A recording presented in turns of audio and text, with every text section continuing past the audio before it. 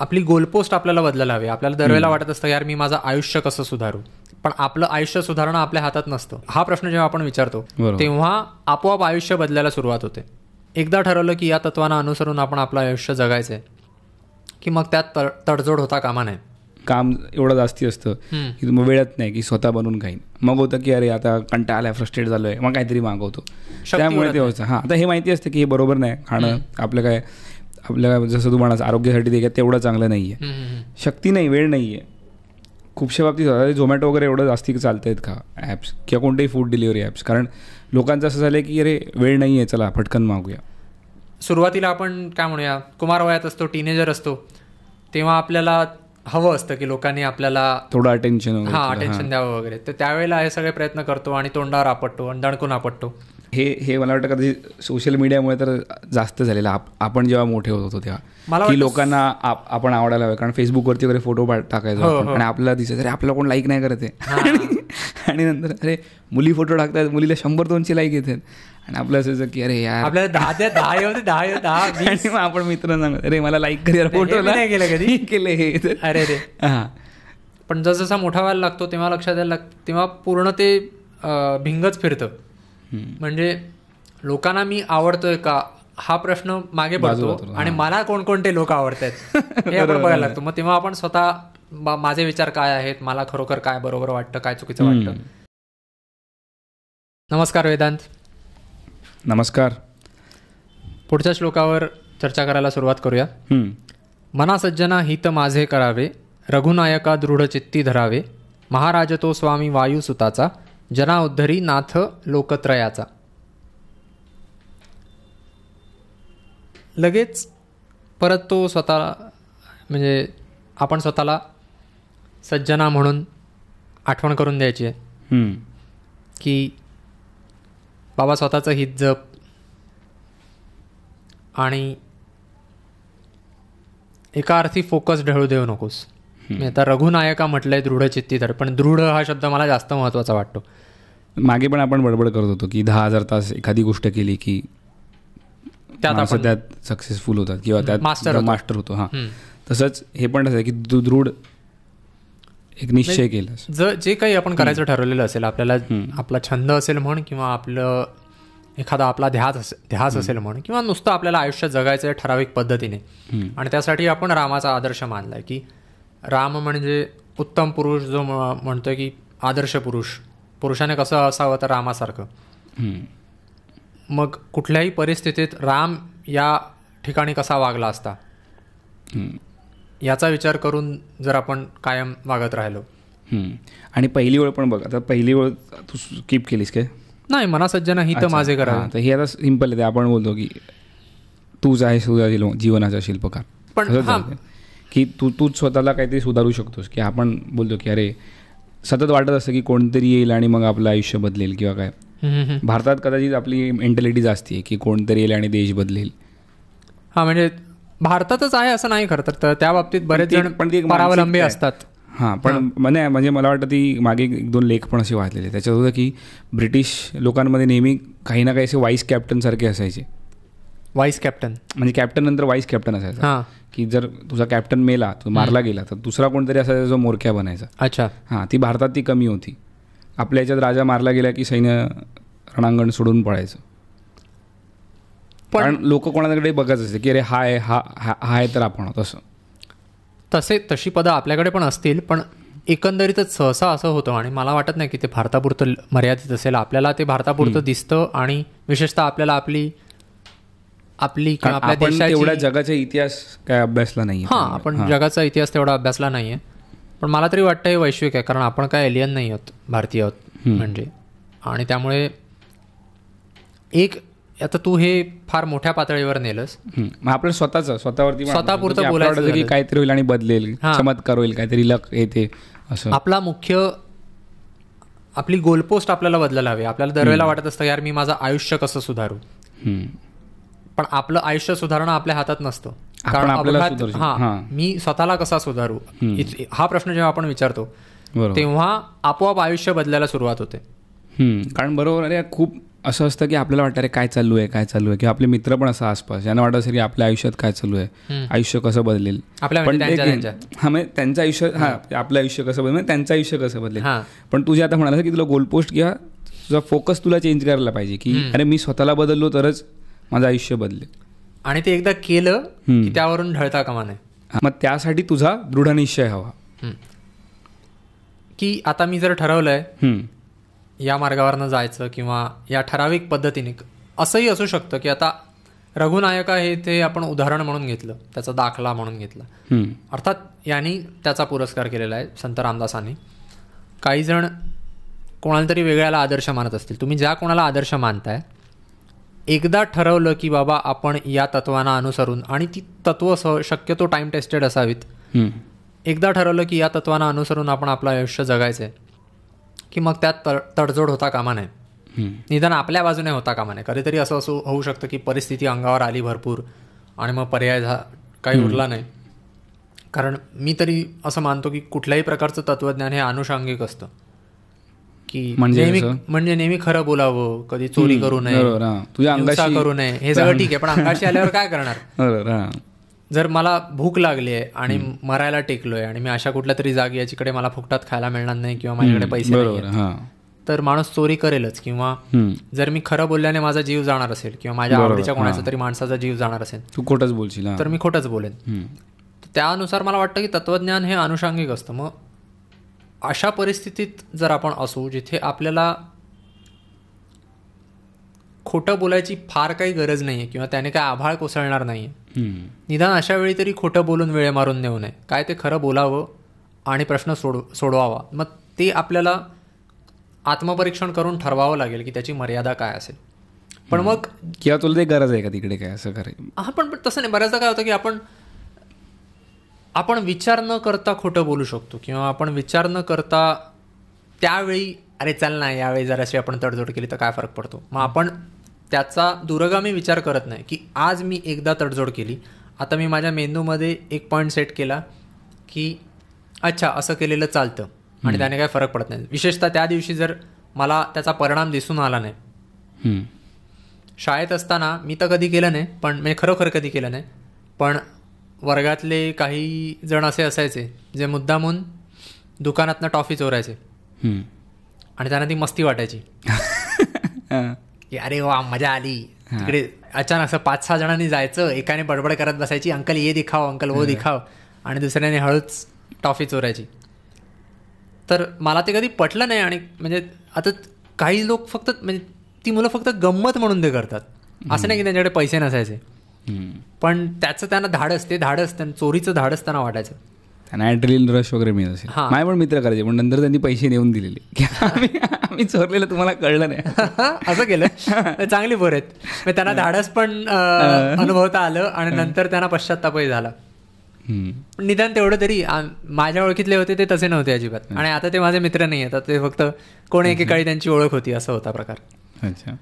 पण मग त्यावरनं लक्षात येतं की जर अशी परिस्थिती आहे ज्यात आपल्याला मोह होऊ शकतो किंवा अरे वा धाडस करून बघूया, बरोबर, तर ते तसं वाटता कामा नये. किंवा जरी तसा मोह झाला तरी त्यावर आवर घालता यायला हवा. विशेषतः आता आपण प्रौढावस्थेत असताना. पण अजूनही आपण बऱ्याच गोष्टी करत नाही. म्हणजे अगदी आपण चोरीमारी करायला जात नाही, पण समजा एखादी गोष्ट माझ्यासाठी चांगली नाही आहे, जंक फूड आहे, जंक फूड खाणं माझ्यासाठी चांगलं नाही आहे, आणि तरी सुद्धा चल ना आज खाऊया, आज आत्ता मला घरी करून खायचा कंटाळा आलाय, बाहेरून मागवूया. बाहेरून काय मागवतो, नेहमीचं तेच नको, काहीतरी चमचमीत खाऊया, असं करून मागवत राहिलो तर त्याचा परिणाम हा होतो की आपल्या लक्षात येत नाही की ते आपल्यासाठी चांगलं नाही आहे. म्हणजे दोन्ही अर्थाने. एकतर आपण स्वयंपाकाची सवय लावायला हवी स्वतः. मगाशी आपण बोलत होतो आपण स्वयंपाक करून खायला हवं. आणि दुसरं म्हणजे आपल्याला चमचमीत खायची सवय लागते जी आपल्या तब्येतीसाठी सुद्धा चांगली नसते. म्हणजे अनेक अर्थाने आपल्याला आपलं नुकसान होतं जेव्हा आपण तडजोड करायला तयार होतो आणि आपल्याला तेव्हा त्या क्षणी लक्षात येत नाही. पण आपले पैसे उडतात, आपल्या पोटात नको ते अन्न जातं आणि आपल्याला तब्येत पण खराब होत असते, कळत नाही. आणि आपल्याला सवय जी चांगली लावून घ्यायला हवी स्वावलंबनाची ती सुद्धा लागत नाही. म्हणजे एका वेळी आपण 3 गोष्टींवर मार खातो. फक्त एका क्षणी आपण विचार नाही केला की अरे इथे मी स्वतः चांगली सवय लावून म्हणजे स्वतःचा स्वयंपाक आपल्याला स्वतः करून माहिती घ्यायला असतं हवं. ते की असं असं आहे, पण कधी कधी आता हे पण होतं की तू कामामध्ये असतोस. आता माझ्या तसं होतं माझ्या बाबतीत की काम एवढं जास्ती असतं की मग वेळत नाही की स्वतः बनवून खाईन. मग होतं की अरे आता कंटाळा आलाय, फ्रस्ट्रेट झालोय, मग काहीतरी मागवतो. त्यामुळे ते व्हायचं. हां, आता हे माहिती असतं की हे बरोबर नाही खाणं. आपल्या जसं तू म्हणास आरोग्यासाठी ते तेवढं चांगलं नाही आहे. शक्ती नाही, वेळ नाही आहे. खूपशा बाबतीत झोमॅटो वगैरे एवढं जास्ती चालत आहेत का ॲप्स किंवा कोणतेही फूड डिलिव्हरी ॲप्स, कारण लोकांचं असं झालं की अरे वेळ नाही आहे, चला पटकन मागूया. त्यातही कसं आहे त्यातही गंमत कशी आहे, वेळ नाही आहे असं बऱ्याचदा अंगावर येतं आणि ठीक आहे कामही चिकार असतं. म्हणजे बऱ्याचदा आपल्याला 6 तास 8 तास 12 तास काम करावं लागू शकतं. आपण वर्षातली कुठली वेळ आहे त्यानुसार काम कमी जास्त होत असतं. कधी कधी तरी आपल्याला वाटत असतं अरे आत्ता माझ्या अंगात ताकद आहे, काम द्या आणि ते नेमकं तेव्हा काही काम नसतं. तर तसंही होऊ शकतं. पण मुद्दा बरोबर जर आपण आपली वेळ व्यवस्थित पाळली, आपण स्वतःला सवयी लावून घेतल्या की काहीही झालं तरी मी ठराविक वेळी उठणारच, ठराविक वेळी झोपणारच, आणि त्या सवयी जर आपण स्वतःला लावून घेतल्या तर मग अशा तडजोडी करायची वेळ येत नाही. भले मग आपल्याला काम जास्त असलं ना तरी सुद्धा काहीही करून आपण ते सांभाळू शकतो. पण ती शिस्त आपल्याला अंगी बाणावी लागेल त्यासाठी, आणि ती शिस्त अंगी बाणणं ह्याचाच अर्थ आपण स्वतःचं हित जपतोय. तर पहिलं मना सज्जना हित माझे करावे. अरे बाबा सज्जन आहेस म्हणा, तू आपण सज्जन आहोत की नाही, मग आपण स्वतःचं हित जपायला हवं. म्हणजे शिस्त लाव, एकंदरीत स्वतःला शिस्त लाव. हो, आणि शिस्तीनेच तुझं आयुष्य नीट होईल. आणि मग म्हणून तुझा फोकस ढळू द्यायचा नाही. म्हणून रघुनायका दृढ चित्ती धरावे त्या हिशोबाने सांगितलं. आपण सैन्यातली लोक बघतो बघ, रिटायर झालेले, तरी पण ते तसेच फिट असतात एकदम. नाही, मी काही लोक मी सगळे नाही बघितले ते तसे, पण काही जण मी पाहिलेत. पोट असलं तरी ते खूपशे तरी फिट असतात. म्हणजे काय म्हणशील तू, असतात बरेचसे जण. सामान्य लोकांच्या माणसाने ते लोक फिट असतात किंवा त्यांना जरा जास्त शिस्त असते बरोबर आपल्यापेक्षा. ज्यांना विशेषतः त्याचा म्हणजे त्या अनुभवाचा फायदा कळलेला असतो ते नंतर खूप छान जगतात. आणि ते जास्तीत जास्त लोक तसेच असतील. पण आता माहितीत आणि ओळखीत काही माणसं आता ही पण गोष्ट की किती वेळ सैन्यात, आणि हे पण आहे की किती वेळ सैन्यात येत. कारण रिटायरमेंट नंतर पण काही लवकर रिटायर होतात, काही रिटायरमेंट थोडं लेट असतं आणि ते सांगत नाहीत आपल्याला. कारण काही ओळखीत आहेत माणसं ज्यांच्याकडे हे खरोखर सैन्यात होते असं, म्हणजे असा प्रश्न पडावा. अच्छा, असं नाही, म्हणजे म्हाताऱ्यात असं नाही, म्हाताऱ्यांबद्दल आपण नाही बोलू शकत, पण असो तो विषय वेगळा आहे, त्यात घुसायचं नाही. माझा मुद्दा शिस्तीबद्दल होता की शिस्तीमुळे फायदा होतो. आपल्या स्वतःला सुद्धा लक्षात येतच. कारण आपण जेव्हा शिस्तीत राहत असतो काही दिवस किंवा काही आठवडे किंवा काही महिने, तर तो काळ फार छान जातो. एक दिवस कधीतरी आपण कंटाळा करतो, अरे आज आता आपण एवढे महिने पाळत आलोय, जरा आज एक दिवस चीट डे. तो कुठलाही असेल की आज जिमला जात नाही, किंवा आज मी माझी ठरलेली कामं करत नाही, माझी सवय मी पाळत नाही, की आज चालेल एक दिवस. बऱ्याचदा असंही होतं की आपल्याला बाहेरचे सांगतात की अरे ये रे आज एक दिवस चल रे, आणि मग आपण त्या मोहाला बळी पडतो. तर ते मी आपण आता बोलता आपण सैनिकांबद्दल म्हणत होतो. मी खरं तर असं काय म्हणायचा मला अधिकार नाही, कारण मी स्वतः खूप सहज बेशिस्तीकडे वळतो. मला फार फार कष्ट करावे लागतात शिस्तीत राहायला, आणि सध्या फार सगळं माझं आयुष्य बेशिस्तीत चालू आहे. तर हे डोक्यात एकदा ठेवलं की आपण स्वतःचं हित जपणं ही आपली स्वतःची जबाबदारी आहे, आणि त्यासाठी रामासारखं अढळ राहायला हवं, की मग आपला मार्ग मोकळा होतो. मग आपण आपलं आयुष्य आणखीन सुखकर करू शकतो, आणि माणूस म्हणून आपण जास्त चांगले होऊ शकतो. पुढच्या 2 ओळी रामाचं कौतुक करणाऱ्या आहेत. महाराज तो स्वामी वायुसुताचा. इथे कदाचित वायुसूत म्हणजे मारुतीचं उदाहरण अशासाठी घेतलेलं असेल, कारण विशेषतः आता त्यांनी त्यासाठी घेतलं असेल की नाही माहीत नाही, पण आपल्यासाठी ते अशा दृष्टीने महत्त्वाचं आहे की जिमला जा, व्यायाम कर, बलोपासना कर. म्हणजे आधीच हनुमान जो आहे तो लोकांचा आयडल असतो, तो मुख्य आदर्श असतोच. आणि राम तर त्याचाही स्वामी आहे. म्हणून ते की तू त्याचा आदर्श घे, की अरे तुमच्या आयडलचा तो आयडल. मी मध्ये एक पुस्तक वाचलेलं, त्याचं नाव कदाचित वीर हनुमान म्हणून होतं. त्याच्यात लिहिलं की हनुमान हा काही गुलाम नाही आहे. कदाचित ब्रिटिशांच्या काळात असे पोर्ट्रेट केलं गेलं की हनुमान हा गुलाम होता, रामाचा गुलाम होता. आणि मग रामाने त्याला ऑफर केला वगैरे, सेवक. म्हणजे त्याने असं दास सेवक असं नाही दाखवलं, त्यांनी दाखवलं की तो वीर होता, तो योद्धा होता, आणि त्याने रामाला मदत केली. म्हणजे तो रामाच्या खाली नव्हता, तो फक्त रामाचा मित्र होता आणि त्याला राम आवडायचा. कधी असं असतं पर्सनॅलिटी असते, रे मस्त पर्सनॅलिटी, हा, आणि करतो तुझ्यासाठी. म्हणजे आपल्याला जेवढं ते चितारून दाखवतात की सीता त्याला एक माळ देते आणि मग तो माळ प्रत्येक फोडत राहतो आणि मग अरे यात राम नाहीये आणि मग छाती फोडून दाखवतो राम आहे. तर तेवढा काय तो मोठा फॅन असेलच असं नाही. तो फॅन असेल पण तो म्हणजे ते ठीक आहे, ते अतिशोक्ती झाली थोड्याशा गोष्टी. पण त्याचं होतं की तो गुलाम नव्हता, तो मुख्य मुद्दा होता की त्याला असं पायाशी दाखवतात तेवढं ते करायचं चित्रपट बरोबर नाही. हा असं पण हे की त्याचा आदर्श घेण्यालायक तो होताच असं. आता या कथा कोण रचतंय त्यानुसारही असतं, कारण मी ऐकलंय, मी वाचलं नाहीये, पण मी ऐकलंय की मूळ रामायणात कुठेही असा उल्लेख नाहीये की हनुमानाने हातात गदा धरली आहे. अच्छा. तो मुष्टियुद्धच करतो. हो, त्याच्याकडे गदा नसतेच, गदा त्याच्याकडे नंतर यायला लागली. अच्छा, म्हणजे हळू त्याला हत्यार काहीतरी द्यायचं म्हणून. हा, म्हणजे ते जरा थोडं फॅन्सी वाटायला हवं. डीमन स्लेअर मधले आकाशासारखा एकदम. हा, तसा. पण तो तर डीमन होता, तो विलन होता. पण हनुमान आपल्याकडे डीमन स्लेअर बघितलं तू? आता नवीन आलाय तो. नाही, मला म्हणजे पाहायचं होतं आणि मी अचानक पाहिलं की अच्छा सिनेमा, कारण मला एक दिवस अचानक आठवण झाली की अरे सिनेमा येणार होता ना, आणि मी पाहिलं तर अरे आत्ता थिएटरमध्ये चालू आहे. तर मी म्हटलं चल जाऊन बघूया सिनेमा. आणि मी तिकीट काढायला गेलो आणि दुसऱ्या 2 दिवस मी शुक्रवारी तिकीट काढायला गेलो, जेव्हा आठवण झाल्या लगेच रात्रीची वेळ होती, आणि पाहिलं तर शनिवार रविवार बुक, आणि त्यानंतर गेलं. 4 आणि 5 ऑक्टोबर मला वाटतं तेव्हा तिकीटही होती आणि ती सगळी बुक झालेली होती. जॅपनीजमधली, मला जॅपनीजमध्ये पाहायचा होता. ठीक आहे, सबटायटल बघूनच कळणार होता, पण ते इंग्लिशमध्ये ऐकायला नको वाटतं. हां, ते पण त्याच्यात तुला मुष्टियोद्धा तू म्हणालास ना, तुला आवडेल. हा, पण तुला तो आवडेल की अरे की ही फाईट पण एवढी रंजक असू शकते, म्हणजे समोरची तलवार वापरतात आणि हाताने मारतो. आकाजा तो सगळ्यांना आवडणारा डिमन आहे, कारण तो एका अर्थी तो डिमन असतो, त्याची पण तत्व असतात. तो त्याच्या तत्वांवरनं ढळत नाही. तो हे झाला त्याचा पण डिमन असतो, तो लहान मुलांना कधी मारत नाही, बरोबर, असं त्याचं काहीतरी असतं. तर आपण दुसरीकडे आपण भरकटतोय, पण मुद्दा तो होता की हनुमानाचा. तर एकीकडे यात त्यांनी म्हटलंय की तो वायुसुताचा सुद्धा स्वामी आहे. त्यावर आपण असं म्हणू शकतो की वायुसुतानंही ज्याला मानलं, म्हणजे जर त्याला गुलाम म्हणायचं नाही असं म्हटलं तर वायुसुताने सुद्धा ज्याला आदर्श मानला असा राम आहे, बरोबर, हा विचार आपण करू शकतो. आणि मग जना उद्धरीनाथ लोकत्रयाचं वगैरे ठीक आहे, याचाही आपण अर्थ काढू शकतो की जर आपण त्याच्या मार्गावर चालत राहिलो तर आपला उद्धार होईल. तुला लोकांचा उद्धार तर करायचा, त्या लोकांमधले आपण आहोत.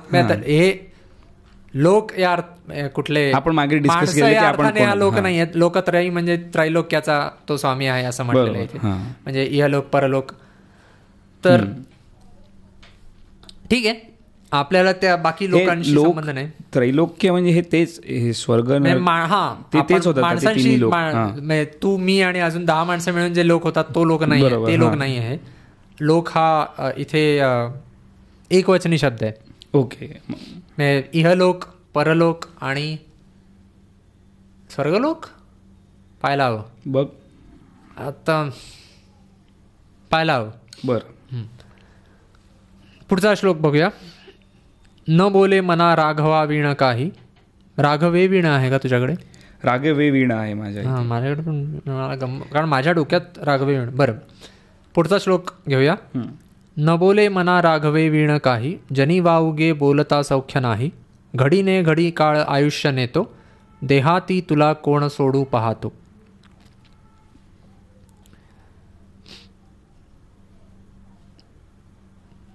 ह्यात पण तेच आहे, फक्त त्यात म्हटलेलं असं आहे की फोकस जर ढळू दिला तर वेळ तुझ्या हातून निघून जाणार आहे.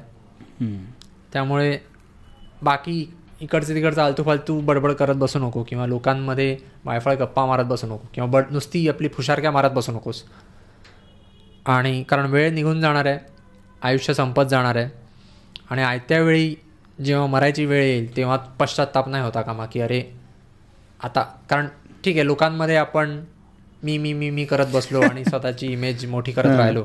आयत्या वेळी मरायच्या वेळी कोण येणार आहे त्यांच्यापैकी आपल्या मदतीला, की त्यांच्यामध्ये लोकांच्या दृष्टीने मोठं होण्यासाठी आपण प्रयत्न करत राहू, तत्वांकडे लक्ष न देता, तर त्याचा आपल्याला फायदा होणार नाही आहे. आयत्या वेळेला शेवटी जेव्हा आपण आयुष्याचा शेवट असेल ज्या क्षणी, त्यावेळी हे वाटलं पाहिजे स्वतःचं समाधान झालं पाहिजे. पण सोडू पाहतो म्हणजे काय, कुठे सोडतोय? देहाती तुला म्हणजे वाचवायला कोण येतो या अर्थी आहे ते. असं म्हणजे देहाती तुला कोण सोडू पाहतो म्हणजे तुला त्यावेळी तुझ्या काय मरण यातना म्हण किंवा काय असतील त्यातनं तुझा बचाव करायला कोण येतंय, अशा अर्थाने तो वापरलेला दिसतोय. कडेनी कडे काळ आयुष्य नेतो, हे आपण काळाबद्दल मागे बोललो गेल्या श्लोकांमध्ये. काळ येथे व्यर्थी आहे, कारण काळ म्हणजे वेळ निघून जाते ते आहे, पण काळ थोडा मृत्यू, काळ म्हणजे मृत्यू या अर्थाने पण आहे. ते मागे बोललो की तो तुझ्या मागे लागला आणि तू कधी ना कधी मरणार आहेस. हो, पण इथे न बोले म्हणावी हे ते पण झालं ना की ह्याच्यात गॉसिप येतं का की तू बघ लोकांच्या मागे बोलणं किंवा काय फालतू बडबड, ते सुद्धा आहे. पण मुद्दा ते सगळं आपण करतो अशासाठी ना की आपली प्रतिमा लोकांमध्ये आपल्याला कुठल्या तरी ठराविक पद्धतीने उभारायची असते. म्हणजे जर 4 मित्रांमध्ये बसून मी गॉसिप करतोय आणि त्यांना सांगतोय कुठल्या तरी भलत्या मित्राचं, भले आपण त्यावर आधी चर्चा केलेली आहे की आपण एकाबद्दल दुसऱ्यासमोर गॉसिप केलं तर आपली प्रतिमा काय चांगली निर्माण होत नाही. पण जे करणारे करतात त्यांच्या डोक्यात तरी हाच विचार असेल ना की अरे आपण आपल्या मित्रांचं मनोरंजन करतोय आणि त्यामुळे आपल्या मित्रांना आपण हवेसे वाटतोय. तसं माझी एक वर्गातली मैत्रीण मला कधीही भेटल्यावर मग कौस्तुभ काय चाललंय लोकांचं सगळ्यांचं, म्हटलं मला नाही माहिती. अरे असं कसं नाही माहिती, तुला तर सगळे गॉसिप माहिती असतात ना. म्हटलं अच्छा माझं असं आहे. मग मी ते हळूहळू कमी केलं, कारण मी सांगायचो हां याचं हे चाललंय त्याचं ते चाललंय असं मी आपलं सांगायचो, पण मी ते मला लक्षात नाही आलं की अच्छा आपण इकडचं तिकडे करतोय का. ठरवून करत नसलो तरी बोलता बोलता अरे हा भेटला होता मला परवा हे म्हणाला, हे असं आपण एवढं सहज सांगून जातो मोकळं होतो. म्हटलं ठीक आहे. आणि त्यावेळी माझ्याकडे सांगायला काय नव्हतं. म्हटलं असं मी नेहमी करत नाही, माझ्याकडे चांगले विषय पण असतात, पण मग ते ठरवून कमी करायला हवं. अजूनही कधी कधी होऊ शकतं ते, पण हां. आणि तू समज एकाच्या मागे दुसऱ्याला सांगतोय काहीतरी वाईट वगैरे, तर मग तू ज्याला सांगतोयस त्याच्याबद्दल पण दुसरी तिसरीकडे तू वाईट बडबडणार. जो ऐकतोय त्याला हेच वाटतं ना, कारण अच्छा हा मला तिसऱ्याचं सांगतोय तर मग माझ्याबद्दल कुठेतरी सांगत असेल. ते मला खूप लवकर कळायला हवं होतं. आधी मी बडबड करायचो किंवा मित्रांच्या नकला करून दाखवायचो. काही समजा कोणीतरी बोबडा मित्र असेल किंवा विचित्र असेल तर याची नक्कल तिकडे करून दाखव वगैरे असं काय करायचो, कारण मला ते वाटायचं की असं थोडं जो मुद्दा आहे की लोकांना आवडावं म्हणून लोकांना आवडावं म्हणून आपण जे चाळे करतो ते. तर त्यातनं एक टप्पा असा आला की सुरुवातीला आपण काय म्हणूया कुमार वयात असतो, टीनेजर असतो, तेव्हा आपल्याला हवं असतं की लोकांनी आपल्याला थोडं अटेन्शन अटेन्शन द्यावं वगैरे. तर त्यावेळेला हे सगळे प्रयत्न करतो आणि तोंडावर आपटतो आणि दणकून आपटतो. पण जसजसा मोठा व्हायला लागतो तेव्हा लक्षात यायला लागतं, तेव्हा पूर्ण ते भिंगच फिरतं. म्हणजे लोकांना मी आवडतोय का हा प्रश्न मागे पडतो आणि मला कोणकोणते लोक आवडत आहेत हे आपण बघायला लागतो. मग तेव्हा आपण स्वतः माझे विचार काय आहेत, मला खरोखर काय बरोबर वाटतं, काय चुकीचं वाटतं. कारण तोवर हे माहिती नसतं आपल्याला, तोवर असंच वाटत असतं की आपल्यात अभाव आहे आणि माझे विचार लोकांना पटतील असेच असायला हवेत, अशा विचाराचे आपण आधी असतो. हे मला वाटतं कधी सोशल मीडियामुळे तर जास्त झालेलं. आपण जेव्हा मोठे होत होतो तेव्हा की लोकांना आपण आवडायला हवं, कारण फेसबुकवरती वगैरे फोटो टाकायचो आणि आपल्याला दिसायचं अरे आपल्याला कोण लाईक नाही करत आहे, आणि नंतर अरे मुली फोटो टाकतात, मुलीला 100-200 लाईक येतात आणि आपलं असायचं की अरे यार आपल्याला 10 मग आपण मित्र सांगत अरे मला लाईक कर फोटोला केलं हे. अरे रे हां.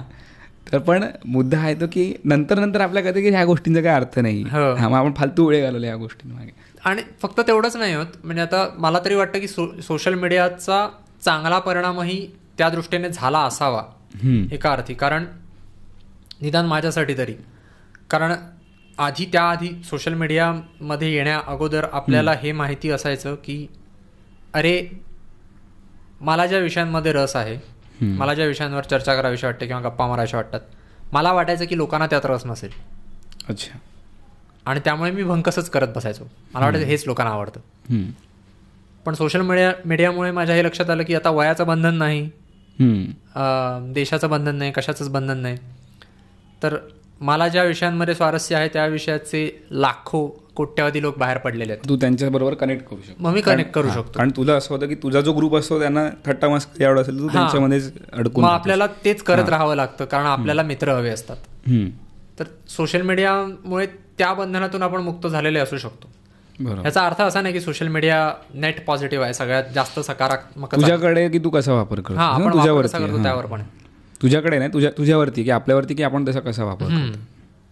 तर ते मी फक्त उदाहरण दिलं की हे असं पण व्हायचं. हो बरोबर आहे ते, कारण शेवटी तेच करतो आपण. म्हणजे जर आपण अख्खं आयुष्य, आता टीनेजर असताना आपण तसे वागलो गोष्ट वेगळी, अख्खं आयुष्य जर आपण तसेच राहिलो की अरे लोकांच्या मनात मी चांगला दिसायला हवा, तर मग आपण आपलं कधी जगणार. आणि म्हणून मग शेवटी जेव्हा मरायची वेळ येईल आणि शेवटचा क्षण असेल आपला, इथे आहे देहाती तुला कोणासोडू पाहतो, काजी तूच आहेस, तुझ्या शेवटपर्यंत तूच आहेस. मग हे आधीचे पण श्लोक रिलेटेड राघवाचा जर आदर्श आपण बाळगतोय तर शेवटच्या क्षणी आपल्याला ते समाधान वाटायला हवं की बाबा मी आयुष्य मला हवं तसं जगलो. कारण जर जसे टीनेजर असताना आपण होतो की लोकांनी मला भाव द्यावा, लोकांनी मला महत्त्व द्यावं, आणि त्याच दृष्टीने आपण त्याच रीतीने आपण अख्खं आयुष्य जगत राहिलो असतो, तर आयत्या वेळी वाटलं असतं यार मी मला हवं तसं जगायचं सोडून राहूनच गेलं. आणि त्यावेळी हा विचार येईल की ज्यांना खुश करण्यासाठी माझं आयुष्य मी खर्ची घातलं त्यांना कोणालाच माझे पडलेले नाही आहे असं वाटू शकतं ना त्यावेळी. आणि अजून एक मला येतं यार की आता पण कधी कधी मला प्रश्न पडतो, तुला बोललेलो का गेल्या वेळी काय की अरे आपण जसं जगतोय ते बरोबर जगतोय का, किंवा तू जर मेलास तर तुला वाटेल का अरे जगलो मी आयुष्य. म्हणजे नुसतं या बाबतीतच नाही की बोलण्या बाबतीतच नाही की तू काय बोलतोयस किंवा काय, तू बाकीचं पण ओव्हरऑल एकंदरीत कसा जगतोयस. आपण कुठल्या आता या वयात तर आपण कुठल्या ना कुठल्या बाबतीत असमाधानी आहोतच. मुळात आपलं आता मागच्या श्लोकावर चर्चा करताना आपण म्हणत होतो की आपण बेशिस्त आहोत. अर्थातच त्यामुळे जर उद्याच टपकलो आणि तो क्षण आला की अरे जगायचं राहून गेलं हे तर वाटणारच. कारण फक्त एवढंच नाही आहे की आपण स्वतःवर खुश आहोत की नाही, हाही मुद्दा असतो की आपल्याला अनुभव घेण्याचा मोह असतो. बरोबर. हां, तू काही गोष्टी प्लॅन केल्या असतात की इथे जाईन तिथे जाईन हे करेन. माझ्या मनात जर एक वेळ ठरलेली आहे की आता 30-32 वर्षाचा माणूस आहे मी, अजून मला 60-70-80 वर्ष जगायचं. प्लॅन केलं की मी हे करेन, तर करायला बरंच आहे ना. असं नाही की प्लॅन केलेलंच असेल, पण जर विचार केला की अजून माझं किती आयुष्य बाकी आहे तर वाटतं बरीच वर्ष आहेत. त्यामुळे मला बऱ्याच गोष्टी शिकता येतील ज्यांची मी कल्पनाही केलेल्या नसतील. अशा गोष्टी मला अनुभवायला मिळू शकतात. ती शक्यता आहे. ते करू की नाही हा जगू तेव्हाचा प्रश्न आहे. पण मग ती सगळी शक्यता जर अचानक उद्या आपण मरायला टेकलो तर मग आपल्याला वाटेल अच्छा मग सगळं गेलं. आणि जर पुनर्जन्म असेल तर परत पहिल्यापासून सुरू, तर पूर्ण वेगळं सगळं वेगळं झालं. पण मग त्यामुळे आत्तापासून निदान समजा तसं झालं तर आपल्या हातात नाही ते, पण समजा तशी वेळ आलीच की आयुष्य अर्ध्यावरच संपायला आलं तर किमान आपलं एवढं समाधान असायला हवं की बाबा मी व्यवस्थित जगलोय. बरोबर. त्या दृष्टीने पश्चात्ताप वाटता कामा नये. हां, की मी सगळं व्यवस्थित केलं. आणि म्हणून तू असा आदर्श ठेव, असे गोल्स. आणि आपण मागे डिस्कस हे पण केलेलं की आपण कोणा व्यक्तीचा आदर्श ठेवत नाही, आपण त्या व्यक्तीच्या चांगल्या गुणांचा आदर्श ठेवतो. म्हणजे आपण रामाचा आदर्श ठेवतोय म्हणजे रामाचे कोणते गुण आपल्याला आवडलेले आहेत तेवढे आपण पकडून बसलोय आणि त्यानुसार आपल्याला वागायचंय. बरोबर. की तो मर्यादा पुरुषोत्तम आहे. मी मगाशी उत्तम पुरुष म्हटलं वाटतं. नाही, तू मर्यादा पुरुषोत्तमच म्हणाला. नाही, उत्तम पुरुष म्हटलं मला वाटतं तरी. ओके. अच्छा, तो मर्यादा पुरुषोत्तम आहे याचा अर्थ थोडक्यात त्याला स्वतःवर नियंत्रण ठेवता येतं कुठल्याही परिस्थितीत. ते आपल्याला जमायला हवं. बरोबर. अचानक राग आला आणि एकदम आपलं डोकं फिरलं ते होतं कधी कधी, पण तरी आपण प्रयत्न करतोय. हां, प्रयत्न चालू आहे. विशेषतः आपण जेव्हा मनाचे श्लोक वाचतो तेव्हा तो आठवडा छान जातो, आपला शांततेत जातो. पण तरी वेगवेगळे विचार येत राहतात मनात आणि लोकांचा राग येत राहतो आणि मग आपण तो दाबत राहतो. गेल्याच आठवड्यात मध्ये नॅशनल पार्कला गेलेलो मी. हां, तर मग असंच एक जण रांगेत घुसला रांग तोडून. माझी वाटलं की बोलूया, मोल सोड, लिव्ह इट.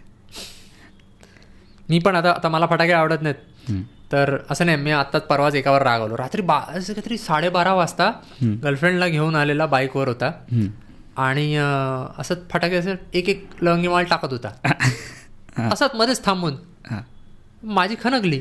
मी त्याला जाम शिव्या हसडलं. त्याला म्हटलं चले निघ स्वतःच्या घराखाली जाऊन फोड, इकडे काय फोडतोस. खिडकीतून ओरडत होता. हां, मी खिडकीतनं ओरडत होतो.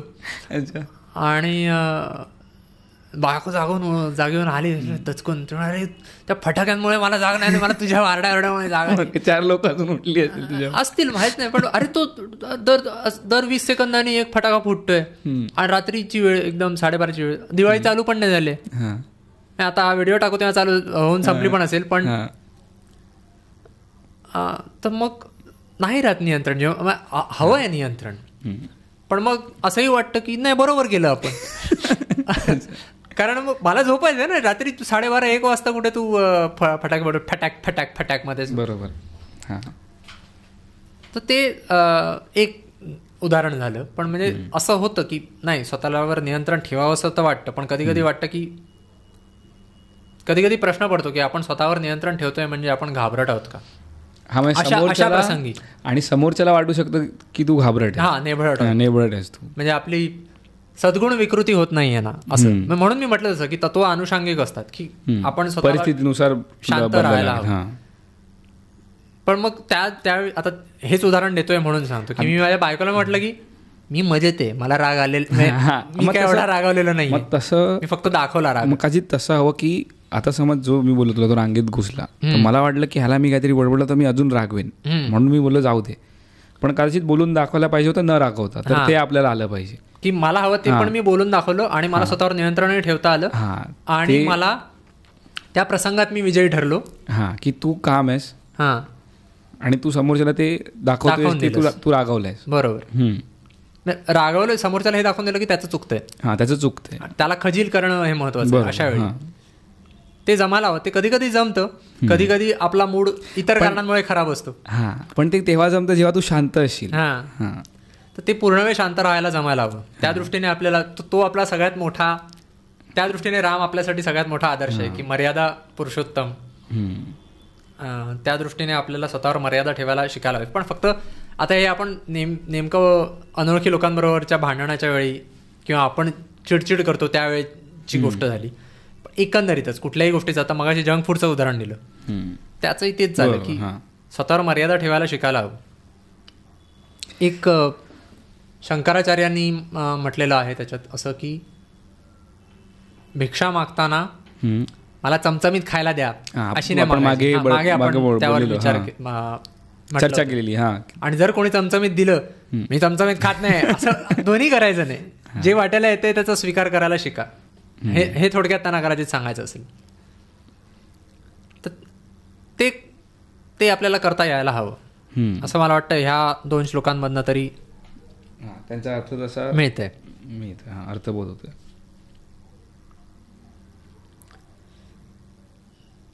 तर आपली या 2 श्लोकांवरची आज चर्चा झाली. मला वाटतं आज आपण एवढ्यावर थांबूया. चालेल, ठीक आहे. आज आपण किती 22 आणि 23 हे 2 श्लोक केले. चालेल, बघूया, स्वतःला सुधारायचा प्रयत्न करूया. हो, तुम्हाला आमचा हा स्वतःला सुधारण्याचा प्रयत्न आवडत असेल तर तुमच्या प्रतिक्रिया आम्हाला नक्की कळवा. आणि आमची ही चर्चा तुम्हाला किती चांगली वाटली किंवा वायफळ वाटली असेल तर वायफळ वाटली किंवा थोडक्यात जे काय तुम्हाला आमच्या चर्चेविषयी वाटत असेल, कारण तुम्हाला वाटलं की हा दुसरा श्लोक तुम्हालाच लागू होतोय. हो, नाही, आम्हाला माहिती आहे आम्हाला लागू होतोय. आम्हाला माहिती आहे की आम्हाला या श्लोकांची गरज आहे. तर तुम्हाला ही चर्चा आमची आवडत असेल तर आम्हाला त्याविषयी नक्की कळवा प्रतिक्रियांमधून. आम्हाला तुमचे विचारही जाणून घ्यायला आवडेल. धन्यवाद.